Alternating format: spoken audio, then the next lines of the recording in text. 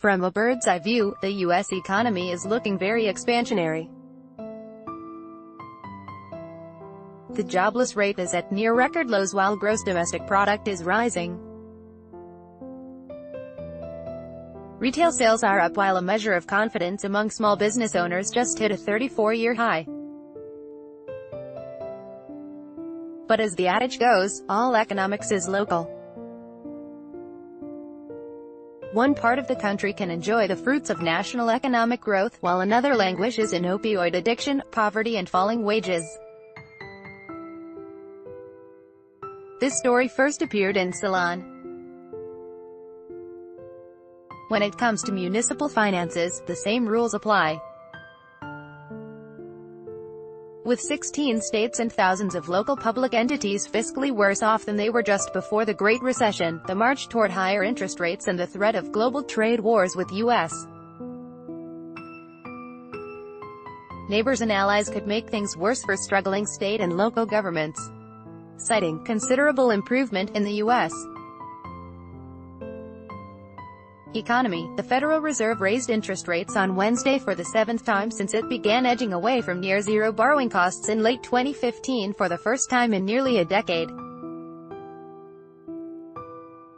More important, the frequency of rate hikes is accelerating, to as many as 4 hikes this year compared to just 1 in 2015 and 1 in 2016. The federal funds rate, what banks charge each other in interest for overnight lending, is now trading at 1.75% to 2%, up from a historically low near 0% in December 2008.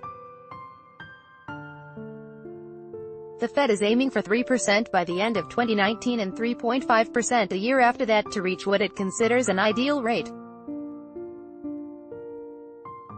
If your eyes glaze over reading those numbers, they shouldn't.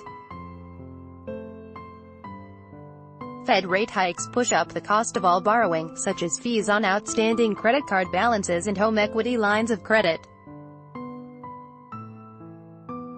The Fed raises borrowing costs when the bird's eye of the economy is doing well in order to stave off inflation caused by economic activity and low unemployment.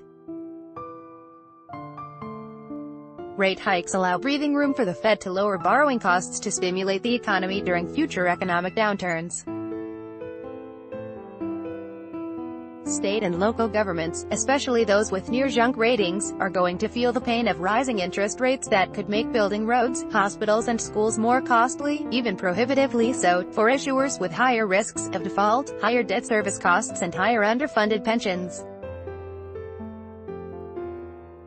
Dozens of cities are struggling with immense debt service costs and post-employment benefit payments that are taking huge bits out of their budgets. Among cities with more than 500,000 people, Milwaukee leads the way with more than 40% of its annual budget going to service debt and fulfill their obligations to firefighters, police officers, teachers and other local public servants, according to Merit Research Services. Municipalities are definitely in worse condition than they were in 2007 and 2008, Mayra Rodriguez-Valladares, managing principal at financial consulting firm MRV Associates and a former analyst at the Federal Reserve Bank of New York, told Salon. My concern is that badly needed projects that have been put off are going to become very expensive for many municipalities. The reason for this is simple. As borrowing costs rise, municipalities are forced to offer higher returns on the bonds they sell to raise money to build things like schools, hospitals, sewage facilities and roads. But David S. Gilrath, managing director at Indianapolis-based Chief Brock Investment Advisors, downplays the impact of higher borrowing costs on local and state governments. He also pointed to changes in the federal tax code that will encourage people facing high state and local taxes to use municipal bonds, whose interest income is exempt from federal taxes, to offset a new cap on the state and local tax deduction that can be claimed on federal tax returns. Rising rates will obviously impact borrowing costs, but the fact is rates now are so low that even a 50% increase in borrowing costs would only bring them back up to levels in the 1990s. Gilrath told Salon by email. Cities and states survived then, and they will again. What will have to change for some cities and states is their operating costs, pension, promises, etc. Rodriguez Valladares agrees on that point.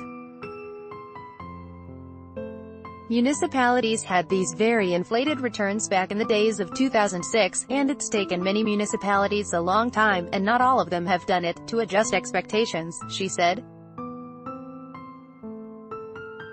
The other threat to some regions of the country is the Trump administration picking trade fights with neighbors, allies in China. Strategic retaliatory tariffs threaten economic growth in pockets of the U.S. that are more dependent on international trade.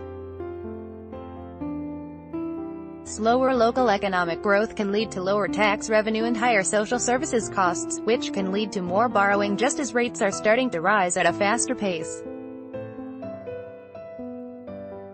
The conservative American Enterprise Institute recently compiled U.S. Census Bureau data and found that 5 states, Michigan, Kentucky, Louisiana, Tennessee and South Carolina, rely on international trade for between 32% and 39% of their total GDPs. Other estimates show that about 19 states are heavily reliant on trade with Canada and Mexico, in part due to the intertwined nature of the North American automotive industry and producers of agricultural commodities. Coupled with debt service payments, underfunded pension obligations and rising healthcare costs, local governments in many parts of the country could be forced to make tough choices between implementing austerity measures on public services, further privatization of traditionally public institutions, or finding other sources of revenue, such as raising taxes and reducing corporate incentives packages. From a bird's-eye view, the U.S. economy is doing great. But from the ground, it all depends on where you live.